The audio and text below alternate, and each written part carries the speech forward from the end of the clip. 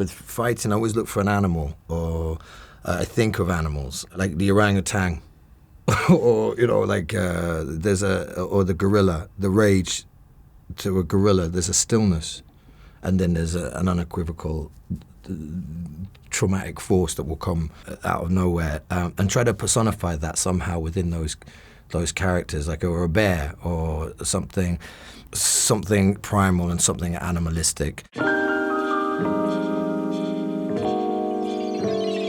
Gareth, I'm going to start with you. You said that the genesis of Havoc was this image of a cop at a crime scene scooping a mound of cocaine into a cup of coffee. Could you talk to me a little bit about how kind of that simple image eventually would lead to the final film that we have now? Yeah, I think like everything starts with like one image that sort of stands out. That's all I had back then, and what it did was it made me ask questions. It made me ask questions of like, okay, well, where did the cocaine come from? What went down? Why is there a dead body on the table? Like, who does he belong to?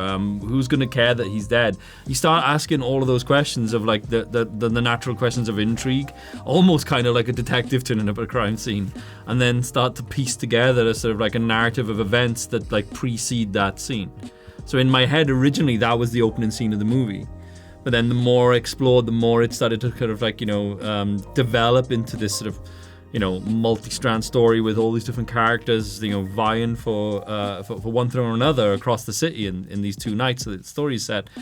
The more it made sense to backtrack and then get us to a point where that would be sort of like almost our end of Act 1 with that opening sequence. And then part of that process was also diving in and listening to music and finding key songs that would help me figure out pacing and energy or tonal shifts across the film. And it's very much the most freeing moment of the creative process, because it can be anything at that point. And it's quite exciting then when characters do something that you're not expecting them to do as you're writing it. You've kind of spoken of like Point Blank and French Connection as influences on the movie, as well as like more like Hong Kong, like action stuff like Hard Boiled and Yakuza films. Could you talk a little bit about kind of like weaving those different styles into the movie? It started off as a project when I first pitched it as a sort of a love letter to 2 different types of filmmaking. One being the American crime films of the 70s. So like you're saying, like French Connection, Point Blank might have been 60s, and then Thief, Michael Mann film. And then also my love of Hong Kong action cinema, like John Woo, Ringo Lam, Johnny To. Yeah, and so it was an interesting experiment for me in the idea of, in the same way that when we did The Raid, it was like a fusion of styles, like survival horror with martial arts.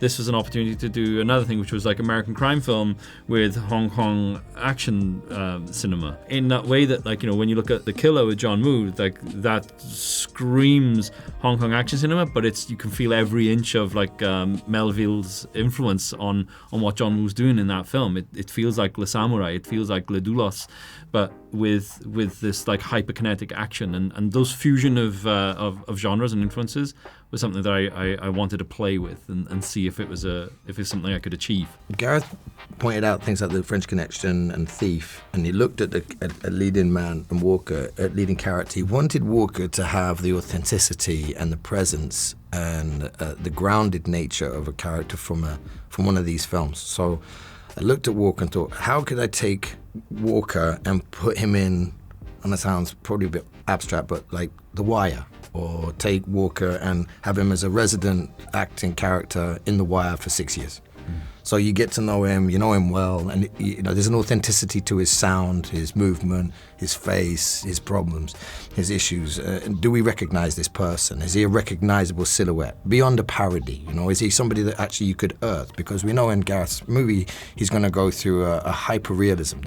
There's elements of fantasy. The body count is obtuse in so many aspects. Could you take the basic precedent of, or the silhouette of Walker and put him in a TV series or a movie or a film where he doesn't have a body count, but he still has, we understand, I know this person. Yeah. This is somebody it's not Tom, it's Walker, and the custodian of a type, who's a believable cop, who also has an ethical framework which leans towards a moral compass that's going south, but having some form of heart that is a noble intention and a will to good, but is completely clouded by anger management, which comes from a deep fear for something that he's guilty of.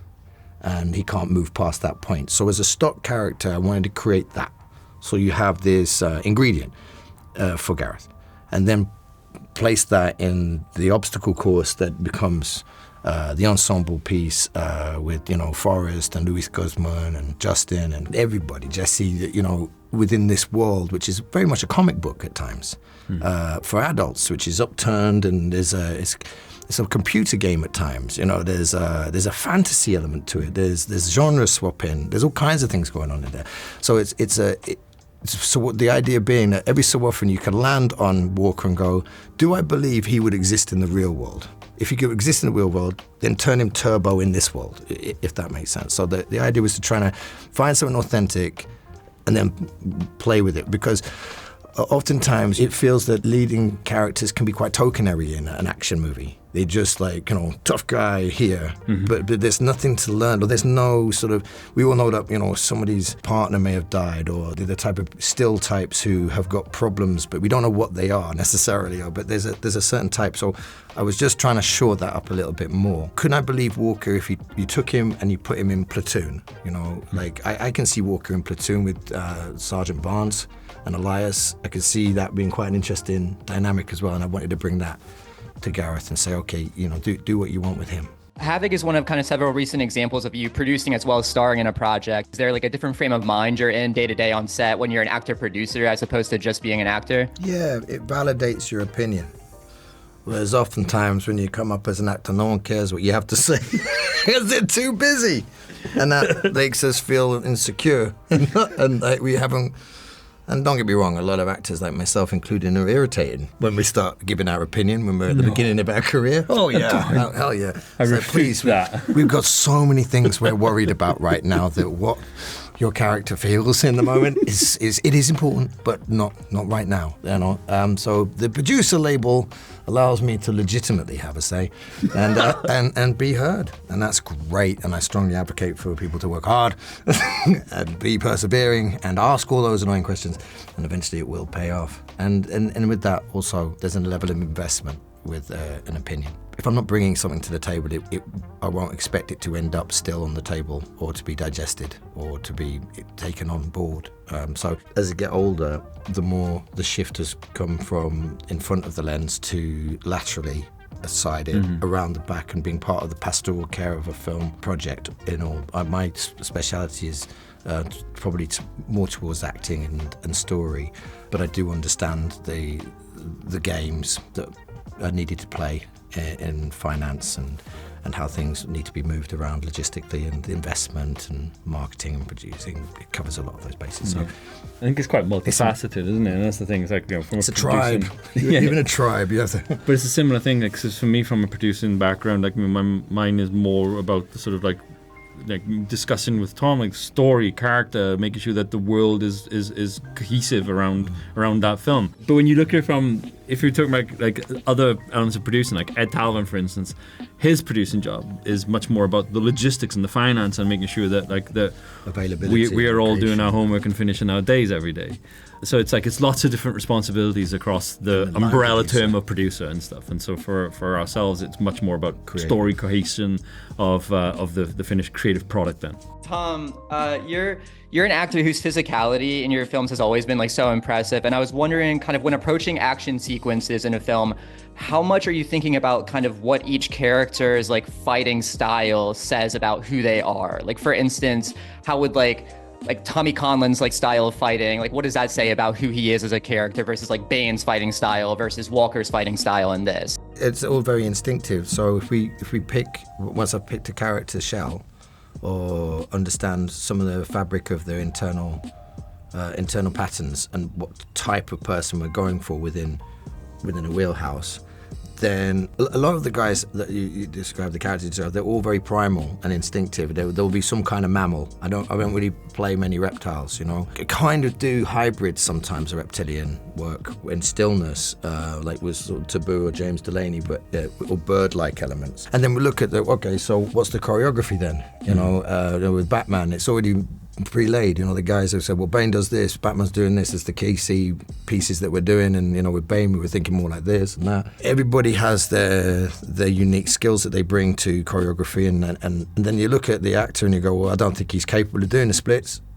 You know, he's not a high kicky person. That one's got absolutely zero flexibility. So there's a logical element of like, well, we just don't ask Tom to do something where he's touching his toes, because it's just not going to happen. So let's not and say we did, or we get Jacob to do it. You know, because Jacob can touch his toes. Do you know what I mean? And we'll put him on a wire, and that's the great option as well about creating characters in movies or films and TV. Is like, because there's a department, there can be multiple me's to play Walker. So there's multiple people that can play Walker, multiple people that can play Eddie Brock or whatever, you know, or Bane, you know.